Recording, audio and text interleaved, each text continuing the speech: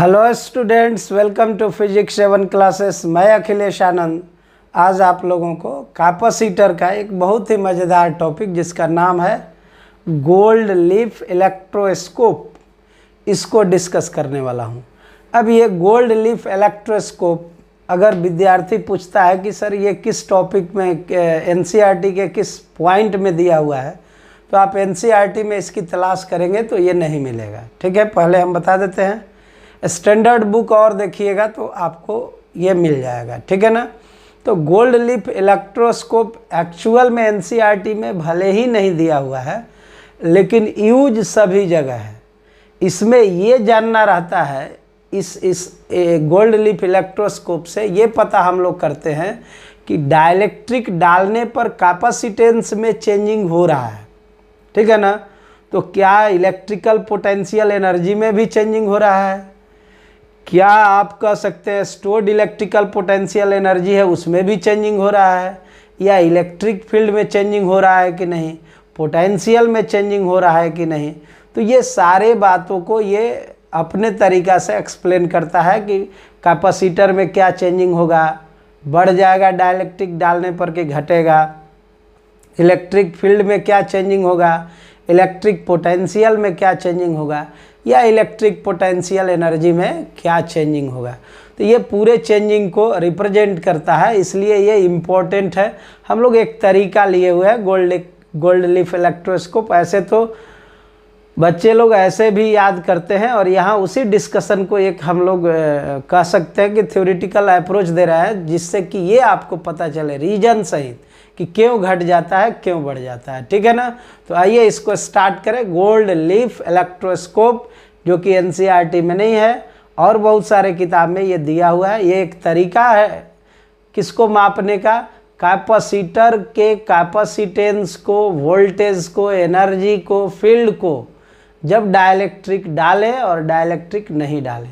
तो इसी एनालिसिस को ये कंप्लीट करता है। अब इसी को स्टार्ट करने जा रहे हैं। ठीक है ना। तो मेरे सामने देखें 1 2 3 ये फिगर बना हुआ है, यहाँ लिखे हुए हैं गोल्ड लीफ इलेक्ट्रोस्कोप। ये आप पहले ये समझिएगा एक्चुअल में ये है क्या चीज़। गोल्ड लीफ इलेक्ट्रोस्कोप तो हम कहेंगे एक इलेक्ट्रॉनिक या इलेक्ट्रिकल डिवाइस, आप इसको नाम दे सकते हैं। ठीक है ना। जो कि बता चुके हैं कि कैपेसिटी को मेज़र करने के लिए बनाया गया है। इसमें बनाने के लिए पहले तो आप देख रहे हैं गोल्ड लगा है, लीफ मतलब आप समझते हैं पत्ती, फॉयल बोल सकते हैं उसको, वो क्या है, और इलेक्ट्रोस्कोप। तो ये सारी बात को डिस्कस करने से पहले इसमें थोड़ा आपको इंट्रोडक्शन करा दें कि ये जो है ना, ये आप देख रहे हैं ये मेटालिक डिस्क है। इसको आप लिख सकते हैं क्या, मेटालिक डिस्क या प्लेट, जो भी कहिए। और इसी पर हम लोगों को चार्ज देना रहता है। हम चार्ज दे दिए, कहे कितना चार्ज दे दिए, हम कह दिए क्यू चार्ज दे दिए, प्लस क्यू। ठीक है ना। ये जो आप देख रहे हैं ये जो है, यहाँ हम जिसको कि डार्क कर दिए, इसको आप बोल सकते हैं ये इंसुलेटेड कॉर्क है। क्या है बुआ, इंसुलेटेड कॉर्क। मतलब ये हुआ कि इसका कोई रोल नहीं है। ठीक है ना। ये केवल ये स्टैंड जो लगा हुआ है ना, उसको पकड़ के खड़ा रखने के लिए, जैसे कि आप बैटरी वगैरह में देखे होंगे कि जो कार्बन रड होता है ना, उसको कॉर्क से एकदम बीचों बीच हम लोग रखते हैं। तो ये इंसुलेटेड कॉर्क है। इसका रोल बस स्टैंड जो यहाँ रॉड लगा हुआ है उसको सीधा रखना है। ये जो है ये आपको मार्केबल पॉइंट है, इसी को हम लोग गोल्ड फॉयल बोलते हैं। क्या बोलते हैं, गोल्ड फॉयल। ये जो है आपका, इसका नाम आप कह सकते हैं गोल्ड फॉयल। गोल्ड फॉयल है। और इसका डिफ्लेक्शन जो होता है ना बाबू, मान लो यहाँ थीटा एंगल बनाया, यही डिफ्लेक्शन वोल्टेज को रिप्रेजेंट करता है। किसके, इलेक्ट्रोस्कोपिक जो आप लिए हैं गोल्ड लीफ इलेक्ट्रोस्कोप, इसके ये फ्लक्चुएशन जो है थीटा का, यहाँ कह सकते हैं थीटा का वैल्यू ही वोल्टेज को डिटरमाइन करता है, जिसको आप पोटेंशियल कहते हैं। ठीक है ना। तो मेन बेसिक काम यही है ये सब ए पार्ट्स हैं एक गोल्ड लीफ इलेक्ट्रोस्कोप को बनाने के लिए। अब इसका यूज देखना है, तो देखिए उसके लिए एक डायग्राम यहाँ है, एक डायग्राम यहाँ है। इस डायग्राम में हम कैपेसिटर के बीच में कुछ नहीं रख रहे हैं, एयर रख रहे हैं। मतलब ये हुआ कि मीडियम के तौर पर बीच में एयर है, और एयर का आप जानते हैं कि इसका डाइलेक्ट्रिक कांस्टेंट का वैल्यू 1 होता है, 1, ठीक है ना। K बराबर 1 लिख दिए। मतलब आप नहीं भी लिखिएगा तो काम चलेगा। आप यहाँ से कह दीजिए कि इसमें जैसे ही एयर लिख दिए तो K का वैल्यू आप 1 आराम से लिख सकते हैं, ठीक है। एयर को थोड़ा इधर कर देते हैं, 1 को यहाँ लिख देते हैं। K = 1 आप कहिए एयर है, और K का वैल्यू आपको बता दें कि K का मतलब डाइलेक्ट्रिक कांस्टेंट होता है, जो कि डिस्कस करने वाले हैं। एयर है या वैक्यूम भी रहे तो कॉन्सेप्ट वही लगेगा, ठीक है। मतलब ये मानना है कि बीच में हवा है या खाली है। अब यहाँ पर आप ये समझिए कि अगर आप इसके ऊपर, जैसे आप ये देख लीजिए, यही वाला प्लेट है, यहाँ ला के टेढ़ा कर दिया। ऐसे कैपेसिटर को डिजाइन करना था, ऐसे हवा में कैपेसिटर तो बनाएंगे नहीं, तो वही वाला प्लेट है, इसलिए आप यहाँ भी पॉजिटिव चार्ज दिखाइएगा, और ये पॉजिटिव प्लस Q आप ये वाला यहाँ दिखा दीजिएगा। तो ये जैसे प्लस दीजिएगा इसके ऊपर प्लस प्लस आ जाएगा, ठीक है ना बाबू। और फिर ये आपको बता दें कि ये पुनः क्या है, कॉर्क है, जो इसको मेंटेन किए हुए, स्टैंड किए हुए, ठीक है। बात समझे। आप चाहें तो इसको आप ऐसे भी जोड़ सकते हैं ताकि कहीं से ये गिरे नहीं, है ना। इसको आप यहाँ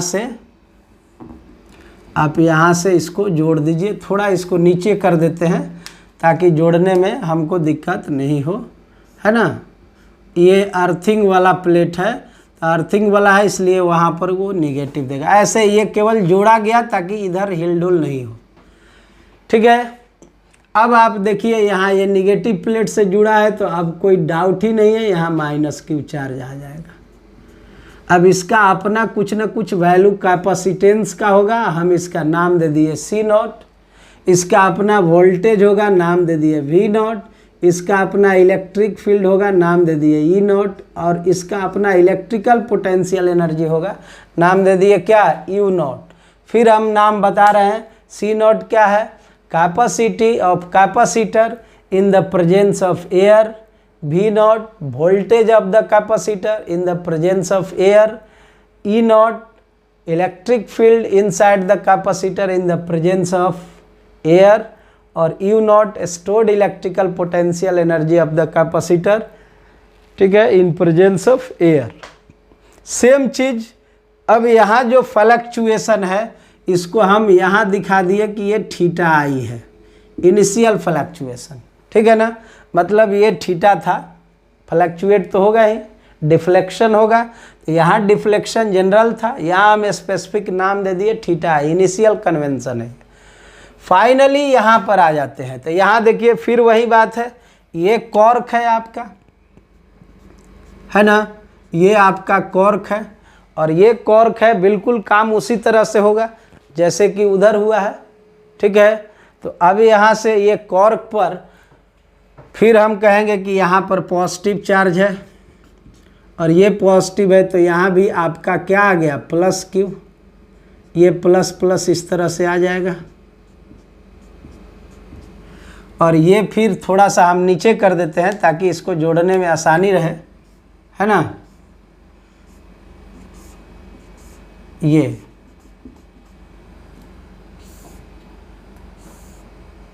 ये केवल स्थिर रहने के लिए किया गया, उसका कोई वायर नहीं है, ऐसा नहीं समझेंगे। और इस पर आप जब अर्थिंग वाला से अटैच है तो यहाँ माइनस माइनस आ ही जाएगा, इसमें कहीं कोई शक नहीं है। इसमें हम क्या किए बुआ, इसमें एक डाइलेक्ट्रिक डाल दिए। क्या कर दिए, एक डाइलेक्ट्रिक डाल दिए, और इस डाइलेक्ट्रिक का डाइलेक्ट्रिक कांस्टेंट का वैल्यू K कह दिए।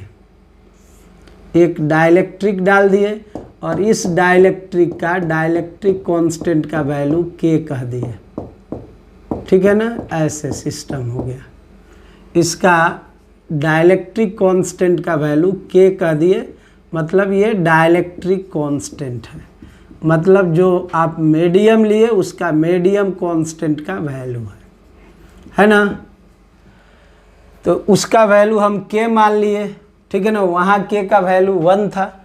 अब इसका कैपेसिटेंस हम नया नाम दे दिए C, वोल्टेज को नया नाम दे दिए V, इलेक्ट्रिक फील्ड को नया नाम दे दिए E, और इलेक्ट्रिक पोटेंशियल एनर्जी का नया नाम दे दिए क्या, U, ठीक है ना। और यहाँ जो फ्लक्चुएशन हुआ उस फ्लक्चुएशन में हम इसको कह देते हैं θF। ये एक्सपेरिमेंटल ऑब्जर्वेशन है। क्या देखा गया, तीनों में से तो इस फिगर का कोई रोल नहीं है, ये तो केवल बताया गया था कि यही है, ये वाला यहाँ पर आ गया है, यही वाला यहाँ भी आ गया है, ठीक है, तो उसको हम बीच से हटा लेंगे। फिलहाल ये फिगर में आप ध्यान दीजिए और इस फिगर में ध्यान दीजिए। तो वहाँ पर एयर है तो C0, V0, E0, U0, और यहाँ डाइलेक्ट्रिक है तो CVEA।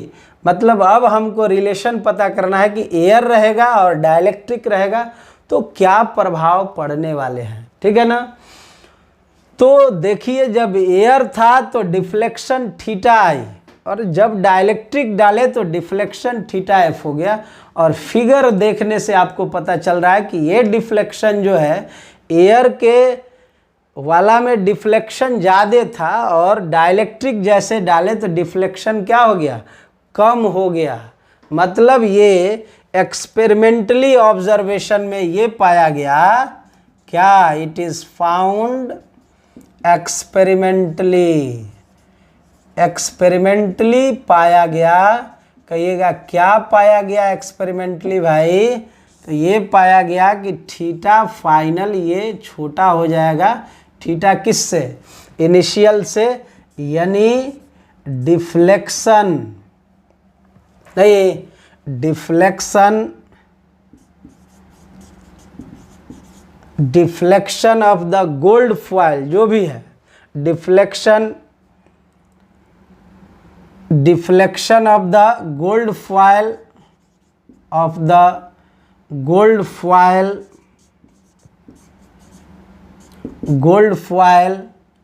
in the presence of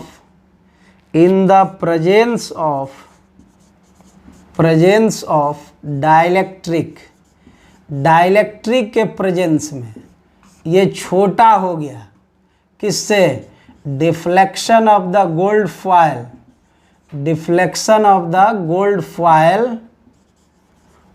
foil in presence of क्या, एयर, ठीक है ना। इसका कंक्लूजन यही आया नहीं, और ये बता रहा है कि ये जो डिफ्लेक्शन हुआ इसका मतलब डिफ्लेक्शन जो है ये डायरेक्टली प्रोपोर्शनल होता है किसके, पोटेंशियल के, यानी डिफ्लेक्शन जो है वो इसके पोटेंशियल यानी V हो गया, और इसका पोटेंशियल जो हुआ उसको आप क्या नाम दिए हुए हैं, V0। तो जब ये छोटा है इससे, यानी V छोटा है किससे, V0 से, तो V जब छोटा हो गया V0 से तो सिचुएशन क्या बनेगा, V इज लेस देन क्या, V0 नहीं, तो V is less than V0। इसका मतलब ये हुआ दोनों तरफ से देखिए, इस पर भी चार्ज Q गया है, उधर भी चार्ज क्या गया, Q गया। तो इसका मतलब ये हुआ कि Q बाई, चूँकि Q बराबर C भी होता है तो यहाँ Q बाई C लिखेंगे, ये लेस देन हो जाएगा Q बाई क्या, C0 के, नहीं Q बराबर C भी ना लिखते हैं, तो Q by C less than क्या, Q बाई C0। और यहाँ से आप देख सकते हैं ये कैंसिल हो जाएगा, तो 1 बाई C लेस देन क्या, 1 बाई C0। और जब ऐसा सिचुएशन आया तो आप मैथ तो जानते ही होंगे, क्या कहिएगा, तो जब हम डिनोमिनेटर को ऊपर ले जाएंगे तो नोमिनेटर हो जाएगा, यानी C ग्रेटर देन क्या, C0, ठीक है ना। और इसका मतलब ये हुआ कि C बाई C0 ये बड़ा हो जाएगा किससे, 1 से, नहीं और इसी C/C0 को, इसी C/C0 को K कहते हैं, जिसका नाम है क्या, डाइलेक्ट्रिक कांस्टेंट। और याद यही रखना है कि डाइलेक्ट्रिक कांस्टेंट जो है एयर का 1 होता है, बाद बाकी का डाइलेक्ट्रिक कांस्टेंट हमेशा, कांस्टेंट आपको नहीं दिख रहा होगा, यहाँ लिख देते हैं, डाइलेक्ट्रिक कांस्टेंट जो होगा वो हमेशा 1 से ज़्यादा होगा, और नहीं तो अधिक से अधिक 1 के बराबर हो सकता है। ठीक है ना, तो ये बात आप ध्यान में रखेंगे। अब अगर प्रश्न कोई करता है कि डाइलेक्ट्रिक कांस्टेंट क्या है, तो आप उसका उत्तर दे सकते हैं ना। ये C क्या है, तो आप कहिएगा कैपेसिटेंस है कैपेसिटर का, किसके प्रेजेंस में, डाइलेक्ट्रिक के। ठीक है ना, और C0 क्या है, तो कैपेसिटेंस है कैपेसिटर का इन द प्रेजेंस ऑफ क्या, एयर। इसी के रेशियो को डाइलेक्ट्रिक कांस्टेंट कहते हैं। ठीक है ना, तो डेफिनेशन क्या बना, तो हमको पता करना है कि डेफिनेशन क्या होगा डाइलेक्ट्रिक कांस्टेंट का। तो आप यही ना लिखे थे कि C/C0 बराबर क्या है, K है, यानी ये C जो है और ये C0 जो है ये K के बराबर है। अब थोड़ा इस पर अगर चर्चा हम करें बाबू, तो C क्या है, जब हम इसमें डाइलेक्ट्रिक डाले थे तब का कैपेसिटी है, और C0 क्या है, जब इसमें हम एयर रखे हुए हैं तब का है। तो सीधा मतलब हो गया कि dielectric constant is the ratio of, dielectric constant is the ratio of capacity of capacitor in the presence of dielectric and the capacity of capacitor in the presence of air। नहीं तो यहाँ इस बात को लिख देते हैं, तो हम यहाँ लिख चुके हैं, क्या लिखे हैं,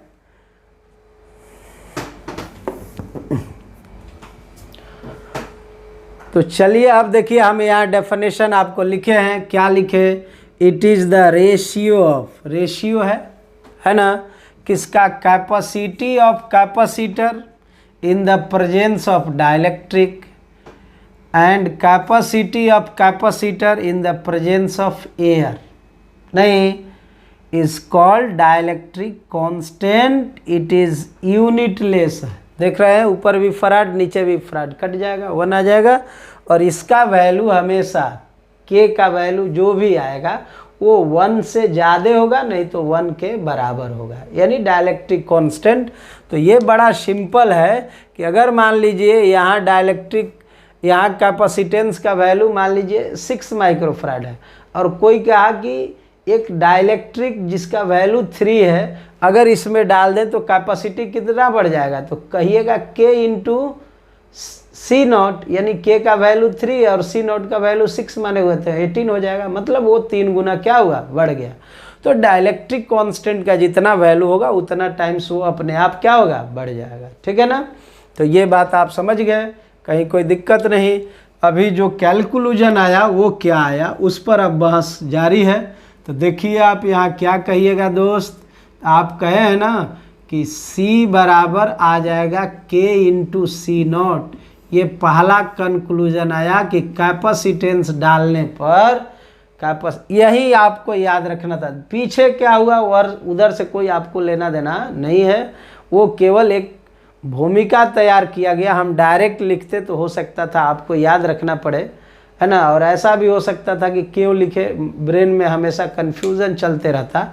लेकिन वो क्लियर हो गया कि डाइलेक्ट्रिक डाल है क्या चीज़, और उसको डालने से ये क्यों बढ़ गया, उसका रीज़न हम लोग एक्सप्लेन कर दिए। ठीक है ना, तो अब आपको साइलेंट मोड में ये याद रखना होगा कि कैपेसिटर डालने से, ठीक है ना, सॉरी, कैपेसिटर में डाइलेक्ट्रिक डालने से उसका कैपेसिटेंस उतना ही टाइम्स बढ़ जाता है, पहला बात।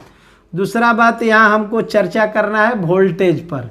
तो अभी उसके लिए देखिए, इस पर चार्ज कितना है, Q है, और इस पर भी चार्ज कितना है, Q है ना।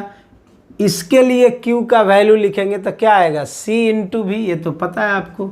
और इसके लिए Q का वैल्यू लिखेंगे तो क्या आएगा, C0 इंटू V0। दोनों का रेशियो कर लीजिए तो Q बाई क्यू बराबर सी भी बाई क्या, सी भी नॉट, है ना, सी भी नॉट। और ये कैलकुलेशन सी नॉट भी नॉट, और ये कैलकुलेशन में ये क्यू क्यू तो कैंसिल हो गया। आप क्या लिख सकते हैं बोलिए, तो यहाँ से लिख सकते हैं ना भी बाई भी नॉट बराबर हो जाएगा सी नॉट बाई सी, नहीं भी बाई भी नॉट बराबर हो जाएगा सी नॉट बाई क्या, सी। और देखिए सी नॉट बाई सी आप क्या लिखिएगा, सी नॉट को वन बाई के आ जाएगा ना, तो वन बाई के आया। अब देखिए तो यहाँ भी बराबर क्या लिखिएगा, भी नॉट बाई के। इंटरेस्टिंग बात क्या आया, ये दूसरा आपका टारगेट हुआ कि कैपेसिटेंस के टाइम्स बढ़ गया लेकिन वोल्टेज दोस्त के टाइम्स घट गया नहीं। तो ये वोल्टेज की बात थी। और दो बात है ना, कौन सा, फील्ड और एनर्जी, ई नॉट और भी नॉट। तो पहला वाला के लिए फील्ड का वैल्यू देखिए क्या लिखिएगा, यहाँ फॉर्मूला बनाइएगा भी बराबर ई इंटू डी, सेपरेशन मान लेते हैं इसके बीच का डी है, और यहाँ भी वही प्लेट है इसलिए इसको भी हम लोग कहेंगे भी नॉट बराबर ई नॉट इंटू डी, है ना। और यहाँ से आप रेशियो लीजिए तो ई बटे ई नॉट, ई बटे क्या, ई नॉट बराबर क्या आ जाएगा, ई बटे ई नॉट लिए है ना, ई डी डी खत्म हो गया तो ये आ जाएगा भी बटे क्या, भी नॉट। और भी बटे भी नॉट देखिए, भी बटे भी नॉट कितना आया है, वन बाई के आया है। तब ई का वैल्यू कितना आ गया, ई नॉट बाई के। यानी क्या सीखे, ये तीसरा भूमिका हुआ। तो क्या सीखे हम लोग कि केवल कैपेसिटर घट रहा है, सॉरी बढ़ रहा है, वोल्टेज भी घट गया और फील्ड भी घट गया। अब बारी है किसका, एनर्जी का। तो एनर्जी के लिए लिखिए U बराबर क्या लिखते हैं, Q square by 2C, formula जानते होंगे है ना। और कोई कहे U नॉट का वैल्यू क्या लिखे, तो Q square by 2C not, है ना। अब U बटे U नॉट करें, U बटे U नॉट तो क्या आएगा, देखिए Q square cancel, C naught नीचे आएगा, फाइनल कैलकुलेशन में सी नॉट ऊपर चला जाएगा, और फिर सी नॉट बाई सी बराबर देखिए वन बाई के है ना। तो यू का वैल्यू कितना आया दोस्त, यू नॉट बाई के, है ना। ये चौथा भूमिका आपका हो गया। हम कहेंगे यही चार बात आप याद रखिएगा। पहला यहाँ लिखे हुए हैं, दूसरा यहाँ लिखे हैं, तीसरा यहाँ लिखे हैं, चौथा दुनिया भाड़ में जाए, यही चार बात आपको याद रखना है, ठीक है ना। बाद बाकी पीछे जो बनाया गया वो सब के सब भूमिका था, समझने के लिए था, ताकि एक माहौल जनरेट हो गोल्ड लिप इलेक्ट्रोस्कोप का। तो उसका कोई रोल नहीं है, शायद इसीलिए एनसीईआरटी में नहीं दिया हुआ है। आप केवल इतना ही से संतुष्ट रहेंगे। फाइनली एक कंक्लूजन हम बोल दे रहे हैं कि किसी कैपेसिटर में कैपेसिटेंस, किसी कैपेसिटर में डाइलेक्ट्रिक डालने पर उसका कैपेसिटेंस उतना टाइम्स बढ़ जाएगा, पोटेंशियल उतना ही टाइम्स घट जाएगा, फील्ड उतना ही टाइम्स घट जाएगा, और इलेक्ट्रिकल पोटेंशियल एनर्जी भी उतना ही टाइम्स घट जाएगा, ठीक है ना। तो आपको कहीं कोई परेशानी नहीं। तो मिलेंगे हम लोग फिर से नेक्स्ट लेक्चर वीडियो में। तब तक आप पढ़ते रहिए, खुश रहिए, आबाद रहिए, और चैनल की सब्सक्राइबर की संख्या बढ़ाते रहिए। मिलते हैं नेक्स्ट लेक्चर वीडियो में, तब तक के लिए goodbye and love you all.